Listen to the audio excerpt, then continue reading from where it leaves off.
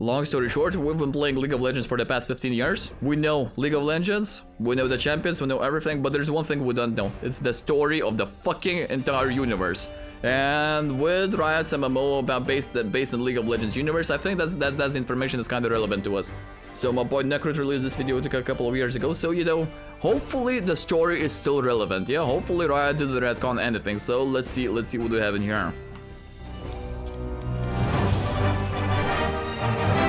The old intro, yeah, that shit is older. The two most popular questions I get asked are: is the lore of League of Legends good? To which I say that we have a lore channel with over 500 videos now. I wouldn't be doing this if I didn't like the story. And the story is good, yeah, based on the previous videos that we saw, the story has to be good, brother. We saw the world of Riot's MMO, so basically the setting, just the setting that's happening right now, but we didn't see the past, we didn't see the present, we didn't see the future, so you know, it is what it is.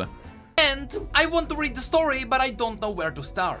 From the very beginning, brother, yeah? On the 7th day, Nessus did the big bunk, and the universe came into existence. So let's go from the very start.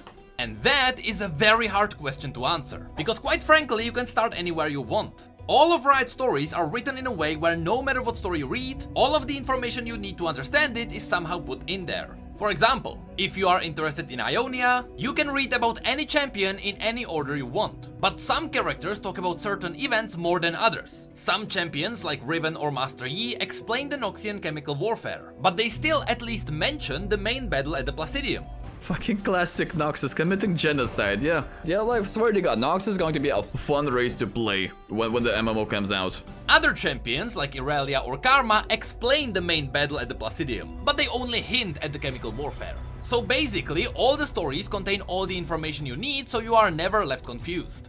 But I understand that simply telling you that you can read whatever you want is not a good answer. After all, League of Legends does have its main storyline, despite there being more than 145 champions, all with their own unique 145. Today, this video was released 3 years ago, so in 3 years they released... shit, almost 20 champs, not bad. stories. There is an overarching plotline that serves as the real story above all the others. Okay. And today, we will talk about exactly that. It wasn't an easy task, but I managed to put together the complete story of the main events that affected the universe of League of Legends. The way I did it was simple. I read a lot. All the information you're about to hear can be found in various stories and champion bios. But just like you have item descriptions or journal logs in other games, League is also hiding tiny pieces of information in places you wouldn't expect. You can actually get a lot of new hidden information by cross-referencing different champion stories. Or different games. Or just saying different games, because there's a fuck ton of story in Legends of Runeterra, the card game. Literally every single art is taken from that game, and there's a story in there. The way it works is that you usually have two champions from the other side of the world pointing at different mysteries. But when you realize that they are actually pointing at the same thing... Spoiler alert, there's a theory that good guy Nocturne is Zed in the future. When it comes down to League of Legends champion Iceberg explained, there's a fun theory where Zed is literally Nocturne in the future, because Shadows, auto attacks, yeah, my guy, even his passive, his Zed's E, that's the twisting slash something, is literally Nocturne's passive. So a bit of a coincidence, yeah? I think not, brother. I think fucking not. You discover something massive. So with all of that said, keep in mind that the story of Runeterra can still get expanded upon. So in the future, some of the things we mentioned here may be already explained and things might be slightly different. In fact, I would say that about 15% of this video is sourced from those tiny pieces of information. However, what I'm about to show you right now is still the closest thing we can get to covering the entire storyline of League of Legends. But enough about unnecessary explanations. Finally, without further ado, let's get into the main storyline of League of Legends. From the very beginning. Let's start at the very beginning. Told you. In the ages before time was even a concept, there was nothing. Or at least that's what the things inside the nothing thought. You see, since the beginning of time, there were always the Watchers. They are these nightmarish shapeless creatures that drifted in the absolute darkness of the universe. Where did they come from? Who created them? That's the question. Yeah, that's if they are already there, which means there's a point of time, there's a point of storyline where it's pre-Void Watchers, you know? Where did these guys come from? The thing is that the universe was so dark and empty. The Watchers themselves didn't even know they existed. There was nothing to see and nothing to feel. There was nothing to show them that they actually lived. But that all changed when a tiny spark of light appeared in the empty cosmos. Suddenly, the Watchers realized they could see. Not only that, they realize that they are conscious beings with senses. Just like that, the spark of light woke up the Watchers from their eternal sleep. Naturally, the Watchers were quite annoyed at the tiny spark. Up until now, everything was peaceful and quiet. But Like they were just sleeping, you know? They were just trying to get some good amount of beauty sleep, you know? Everyone needs that. this spark was blinding them, and it was ruining their slumber. When they drifted closer to inspect the light, the Watchers found out that the tiny spark was in fact a window into reality. Inside the reality, dragons of twilight, cosmic beings, and even death itself came to be, and they roamed around the empty space. Some, like Aurelion Sol, spread light around. They left little pieces of themselves behind, which created stars. And So basically they spread the light around. So basically Sol is the one who awakened the Watchers. That explains why Aurelion Sol has a bit of a negative win rate in here. I think when you put it in the perspective of a story, yeah, it makes sense. Yeah, he didn't do anything good for us. Yeah, he decided to wake up the goddamn Watchers, brother. with a little help from cosmic dust, planets formed around these stars. The absolute majority of these newborn worlds were empty, but sometimes there was life. The one planet that we know about is Runeterra. Now, Runeterra wasn't shaped by accident. The Celestials created this world with the use of the world runes, hence the name Runeterra. But while that was happening, the Watchers observed it all from afar. It didn't take long before the celestial beings became aware of them. They knew that something was overlooking their realm, and they knew it was more powerful than anything in their reality. Now, don't take this information for granted. Technically, it should be considered a theory, but it is believed that the Celestials created Runeterra to host an army of powerful beings that would defend reality against the Watchers. This was never directly confirmed, but as you'll see from the rest of the story, that is highly likely what happened here. Anyway, the planet was created and the Celestials were paying close attention to its development. This is likely the time when Ornn, Anivia, Volibear and the Seal Sister appeared on Runeterra. It is theorized that the Celestials put them there to terraform the planet. The only thing that we get confirmed is that according So basically Celestials are like Jeff Bezos, yeah? They create something, they created Amazon. Instead of creating Amazon, they created the world. And said, fuck it. Let's employ the unpaid labor and they'll do the work for us. So this is where good guy Ornn is coming in. Gotcha. According to his legend, Ornn did actually shape the mountains of Freljord. However, after a mysterious disaster, the world runes that created this world were lost and scattered across the same planet. This is like So basically the plot of the Dragon Ball, yeah? Gotta collect the 7 Dragon Balls and shit will happen. That's what we're doing in here. Gotcha. exactly the reason why Runeterra is a magical world full of spirits. It is likely because the world runes slowly radiated magic into the surrounding lands.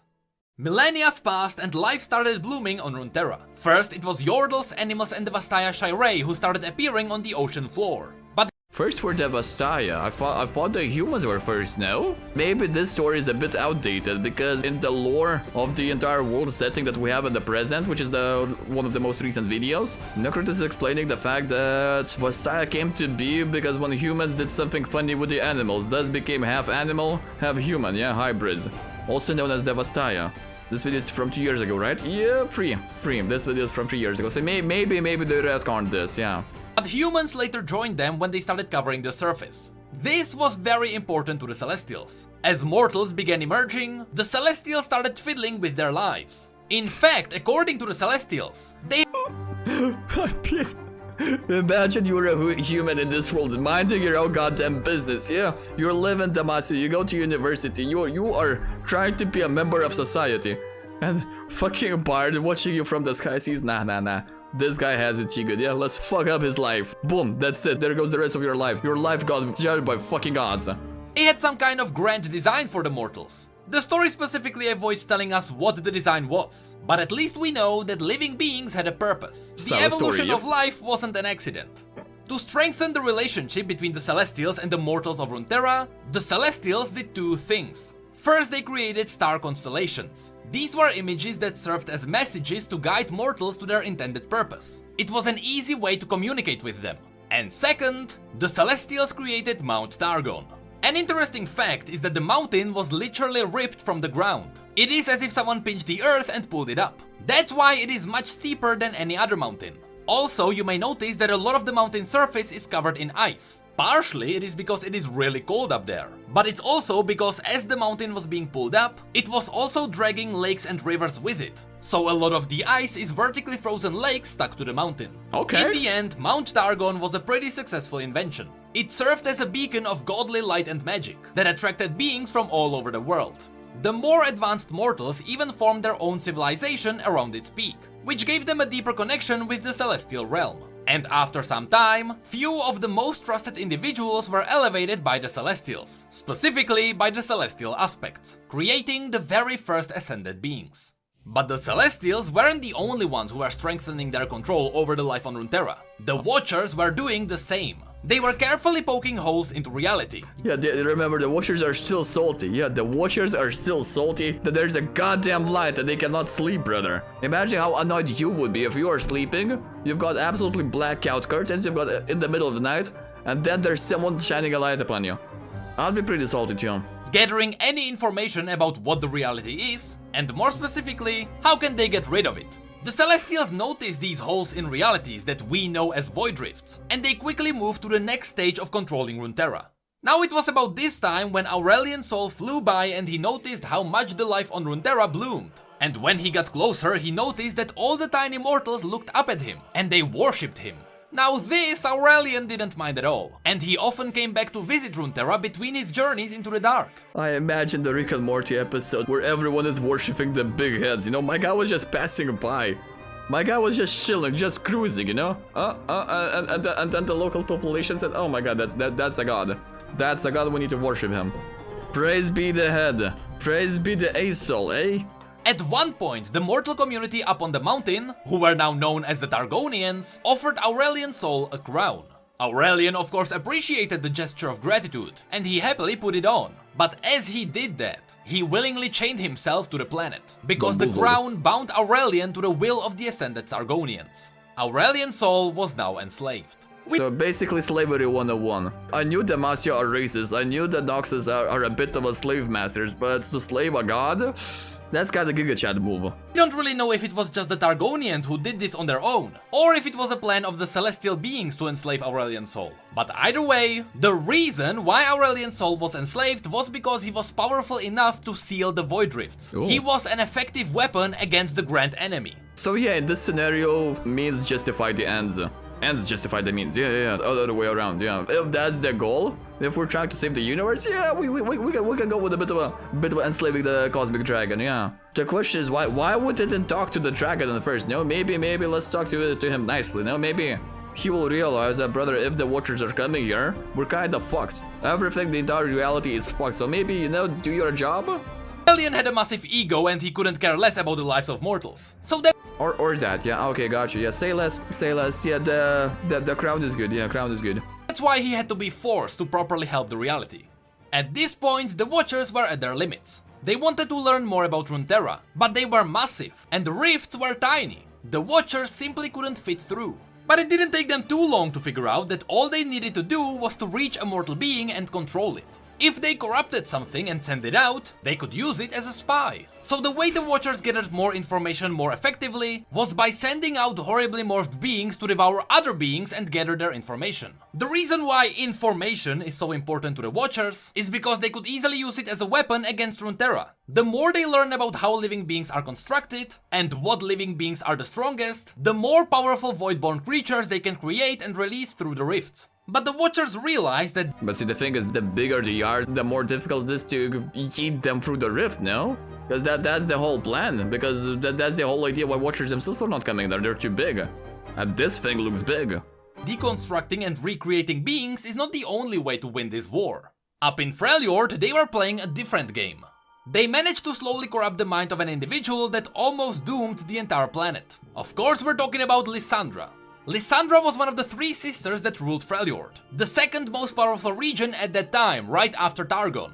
The three sisters were Lissandra, Sorilda and Avarosa, and all of them were drawn to celestial magic. Sorilda wanted to command the celestial heavens, but for her arrogance she lost her voice to the first twilight. Avarosa witnessed the twisting dark overlooking the world, and she was deafened by its complete emptiness. And Lissandra disrespected the wild magic of Runeterra, and as her punishment she was blinded by Volibear. So basically the three monkey emojis, yes, see no evil, hear no evil, talk no evil. Not bad, right? Not bad. I do enjoy that Riot is taking inspirations from already established lore in the real life, you know? Together, one blind, one deaf and one mute, the three sisters ruled Freljord. Since she was blind, Lissandra had to rely on her hearing and delving into dreams. This meant that over time her hearing was so good she could hear what others could not. Voices that echoed through the fabric of reality. That's called schizophrenia, but hey, it is what it is, no? It is what it is. I had an uncle, he was talking to a fucking toaster. So maybe my uncle knew something we didn't. Just maybe. Unfortunately, what she didn't know is that it was the Watchers who slowly corrupted her. Years passed and Lissandra now fully trusted the Watchers. But she didn't dare tell her sisters about them. In secret, Lissandra even struck a deal with the Watchers. Now, of course, you're not going to talk to your sisters about the voices you hear in your mind, brother. Right to the hospital, yeah, right to the jail, right to the asylum, brother, instantly. Why? Because you're a fucking schizo, that's why.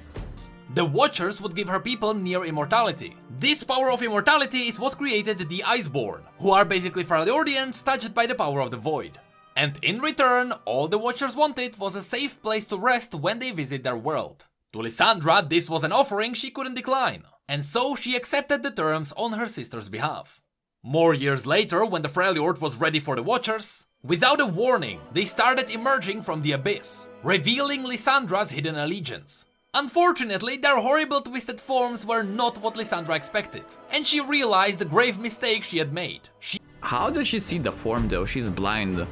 Basically, she is as blind as my jungler for the most part. Yeah, how did she see the form? Did she hear the form? She's hearing stuff. Yeah, she is hearing stuff, but how can you hear a form of a being? She invited the end itself to their world. At this point, Lissandra had two options. Let the world be consumed, or sacrifice everything she had ever had. And so, using her Iceborn powers, Lissandra managed to freeze everything and everyone who was present, killing Sorilda and Avarosa in the process. This is how a couple of Watchers got frozen in the Howling Abyss, while the rest escaped. After this defeat, the Watchers retreated, but not without new information. Many decades later, on the other side of the world, the war against the Void took another turn. Even though Targon had Aurelion Sol under their control, and they dealt with all the easily accessible rifts, sometimes they had to deal with smaller tears in reality that couldn't be accessed by a massive celestial dragon. That's why the Celestials had to nudge mortals to start a new empire. This time, more to the east. Under the guidance of the Celestials, the new Shuriman Empire began constructing a massive disk in Nerimazeth. Using this disk, they attempted to channel celestial powers into their chosen soldiers. But the experiment failed and the disk was destroyed. Later, they made another attempt at this more to the east. This time they constructed a much bigger sun disk that would create super soldiers capable of fighting back the Void. These soldiers would get many different names. God Warriors, Golden Warriors, Sunborn, but we know them as Shuriman Ascended. So Shurima is just a puppet state, bro. I thought Shurima was that badass state in the middle of the desert that all hailed the Emperor. I honestly thought that Shurima was like a Roman Empire. No, the fucking Holy Roman Empire, where everything is solid in there. Bro, that shit is interesting, bro. Straight up, bro, the Shurima is a fucking puppet state. Hey, what do you mean? This shit's good. Here we need to mention three very important individuals that play a big role in this war. Azir became the greatest leader of the Empire and the Grand Leader of the Ascended. He was loved by pretty much everyone, but keep in mind that he was still a human. He became Ascended much later. Nasus became the wisest of the Ascended. His knowledge of war tactics would become irreplaceable. Solid war tactics. Hey, stay AFK for 2 hours and just stack. Huh? Just stack. A simple strategy fucking never fails, bro. After 2 hours of stacking, you go stack your enemies. That's it, the game is over. Fucking master tactician. And the third important character is Setaka. She became the war commander of the Ascended host, and she was the deadliest of all the Ascended. As the Empire was growing and the number of their god warriors was expanding, other nations became suppressed, and some even feared the unstoppable army of Shurima. One such nation was the Kingdom of Icathia. Their leader, the infamous Mage King, had enough of cowering before their might, so he went to war against Azir. Now the Mage King knew his small kingdom of mages would not stand a chance against the Ascended, so he called upon a power greater than what the Sun Disk could offer. He called upon the Void. During the battle for Icathia, a massive void rift consumed the kingdom, and after hundreds of years of observing, the Watchers had another chance to silence all reality. Holy shit, imagine in the new Riot MMO, we're gonna experience all of this story. Imagine you're participating in this war. Doesn't matter if you're playing it as a memory, doesn't matter if you're playing it that as a time skip or something like that. But show this battle, eh? Show this fucking war. Because a perfect example is in the Lost Ark, yeah. The size of these huge battles actually brought to the game.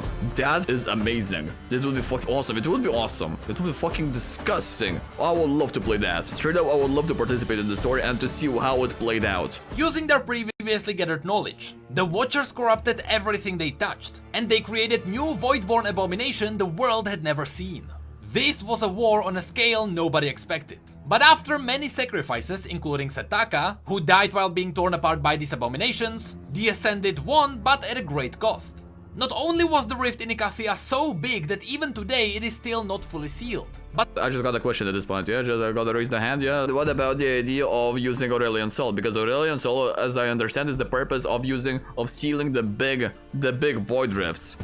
If they are small, we cannot deal with them. This is why we have the entire Empire of Shuriman with the Sun Disk that are empowering the waters, and those waters are sealing the small rifts. But this is the big one, no? So maybe use a bit of a soul. We have a bit of a slavery soul, because he is enslaved, mind you. Yeah. So maybe use that guy.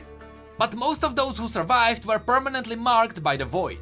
Before this battle, the Watchers have never even seen a god warrior before, so they weren't able to fully corrupt anyone. But their mark was enough to leave a tiny whispering voice in everyone's mind. Thankfully, even though their war commander Setaka was dead, Azir and Nasus remained untouched by the void, and they kept all the void-touched warriors under control. Of course, it didn't stay that way forever. Zerath, Azir's slave, who was also his best friend and a guide, saw him as a naive emperor. Everyone saw Azir as a kind-hearted leader, but there were still countless slaves dying under his rule. Now, secretly, Azir was planning to free all the slaves on the day of his ascension. It was meant to be a big surprise to everyone, including Zerath. But when the day arrived, Zerath became jealous of the power Azir would get. So Zerath pushed Azir from the ascension sunlight, and he drained all the power of the Sun Disk himself. This led to Azir's death and the destruction of the capital city. But what's worse, it also left all the void-touched Ascended without a leader to keep them under control. The only one who could do something about this was Nasus. He was wise, but more importantly, he was not touched by the void. Basically, we have a bit of a top 10 enemy betrayals, and now we have Master Tactician who is stacking, responsible for the entire army. Yeah, best of luck, brother. However, keeping so many corrupted Ascended in line was an impossible task even for him. And eventually it was so dangerous Nasus had to go into hiding. This meant that the Ascended warriors, now without a leader or purpose, and with tingling void whispers in their minds, went absolutely insane. Instead of being seen as godly beings, the Ascended slowly turned into brutal warlords. They fought each other, sometimes to gain more power, sometimes to settle their differences. Eventually, they figured out how to control the whispers in their mind, and they created a brand new kind of magic. Blood magic, which they used to reshape and improve their bodies. Soon, the Ascended warriors were known as the Darkin, and this era would become known as the Great Darkin War. During these times, the entire world was in conflict, as the Darkin conquered as much land for themselves as they could. While all of straight up Giga Chad, yeah, straight up, this is why community loves Darkest. Like, they give a fuck. Take an example from Noxus, strength above all, but these guys took it to fucking another level, literally another fucking level, because they're looking at the god power here. All of this was happening, the Celestials watched it all. Their warriors who were supposed to fight back the Void were now fighting each other, and they were I mean, this sentence sums up my fucking game in League of Legends. Any match is summed up by this sentence. Yeah, guys, we need to work together. It's a teamwork, yeah? Supports are just bing chilling, supports are just watching. And then we've got mid laners fighting with ADCs in the same team, yeah. I'm calling everyone a very nice words in the chat. Classic. more dangerous to the mortals than Aatrox, Rast, Varus, who else? We've got Zolani, yeah, we've got Zolani, who is basically the MVP in Darkin because she has the mind power, yeah, because she has the mind control power, who was controlling Aatrox, Varus, who's literally controlling literally everyone, every single other Darkin. We've got the dog, yeah, we have the dog, and I think there are a couple of more Darkins that we don't know about. the Watchers themselves, so the Celestials had to remove them. The simplest way to do so was to send the aspect of Twilight to Shurima. There she would teach mortals how to seal the Darkin inside their weapons. It took a couple of years, but in the end, the surviving Shurimans together with the Targonian aspect sealed all the remaining Darkin. And finally, the world saw peace again. For a while anyway. If we look back at what just happened, this entire Shuriman experiment was a massive loss for the Celestials. They wanted to have an army to fight the Void, but instead they ended up with the biggest Void Rift they have ever seen. So the Celestials needed an entirely new plan. A bit of an oopsie, yeah, a little bit of an oopsie happened in here, but hey, it is what it is. But before they could figure something out, mortals took their fate into their own hands. Possibly in the worst way imaginable. You see, now that the Darkin were gone and the world was left in utter ruins, even the simplest man could become a king by simply scavenging whatever he could. Yeah, everything is for the taking right now. There's no competition, bro. There's no power check control in here, yeah? Emperor is gone, Nasus is hiding, Darkin are removed. There's literally nothing to do, yeah? They've got all this land, all this empire. Just no command and conquer, that's what you do. And that's exactly what came next. The Age of Men. The first to step up was Mordekaiser. He was a brutal warlord king who easily swept across Valoran and conquered the entire continent. Only when the rest of the world united against him was his dark reign ended. Fast forward a couple of years and the world was simply at war again. But this war was unlike any other. Remember when the Celestials lost the world runes at the beginning of the story? Well, mortals began uncovering them. Random mages around the world held stones with the power to create worlds. It was pretty much the equivalent to holding a nuke. This sounds scary, but everything was fine as long as people were just threatening to fire the nukes. Imagine one of the rune stones is in fucking Ionia and someone like Wukong monkey holds a nuke. Now that would be a fun story, I would love to see that. But once the first nuke was fired, the second followed, and then the third, and the fourth. While the Celestials were trying to come up with a new plan, mortals literally set the world on fire. This conflict became known as the Rune Wars. Sometimes Celestials managed to calm down some of the conflicts. Usually this was done with the help of the Targonian aspects, or with the help of Bard. Bard is a Celestial who specifically comes down on Runeterra to take powerful magical items away from mortals, just so they wouldn't use them in another war. My guy just shows up from the sky, steals your shit and pieces out. Without any explanation.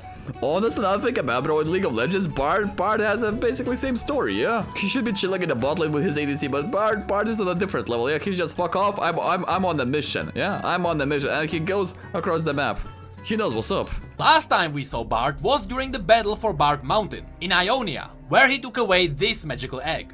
Later Celestials even tried to create more constellations to show people more messages. But at this point, mortal minds were too primitive, and they usually thought it was signs of doom. But sometimes, even mortals helped. On the Blessed Isles there was a cult of mages dedicated to collecting the world runes. They did it to hide them away from other mortals. But even that didn't help. In the end, during this era, the most powerful nations were wiped out. In the east, only Noxus remained, after they wiped out their neighbors. Yes, this circle you see here is actually a crater. There was supposed to be another nation here. And in the west, the Wait, what? Yes, this circle you see here is actually a crater. There was supposed to be another nation here. Broski. Noxus has no chill. I knew Noxus is badass, but to remove half of the fucking map, bro? Okay. And in the west, Demacia was built as a purely anti-magic nation. We know that there are a couple of nations between them. For example, the Arbormar Kingdom. But we don't know much else. This is where the modern lore of League of Legends begins. So if we have a look at the world right now, the Watchers are constantly looking for a way to invade Runeterra because they are annoyed by its existence.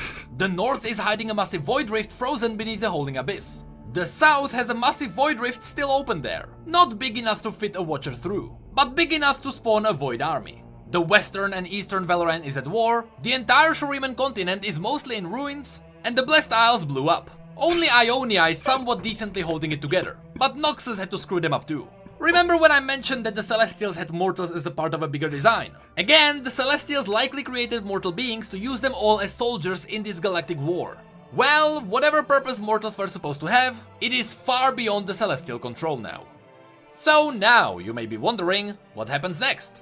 Well, the main story can go a number of ways. We can learn more about the world runes through the vault in Demacia. Or maybe the Watchers will try to get through the rift in the north. Or the Darkin will try to make a comeback and the Celestials will have to deal with them again. Riot created a playground where they can do a lot of different things. Yep. Just remember, it really doesn't matter where you begin to read. Every champion and every story makes sense on its own, so you can't get lost. If you ask me, start with the stories found on Silas's page. He's a great champion for entering the new lore. He will get you right into the newest conflict. And right after that, maybe have a look at Udyr. I think he will surprise you too. But no matter what you decide to do, just have fun and go for whatever you are interested in. The days of bad lore are gone, and I think you'll be pleasantly surprised. So yeah, let's just say we're gonna explore all of that for the most part. Yeah, we're gonna explore most of that, if not all, or maybe even more in the upcoming MMO. Because MMO must have a foundation of the lore. Holy shit, it's going to be amazing. Hey, did you know that we have social media and Twitch where we talk about other League facts and stories? And did you know that we have need mugs and shirts too? The links to all of that will be below. And as always, awesome. Thank you, come again. That phone case looks fucking amazing on the line. Anyway, bro, okay, it appears we have some interesting story in here. Like even watching the previous videos, Resident World that is being prepared for the MMO, yeah, that was interesting. But the entire storyline like that, holy shit, it's fucking amazing.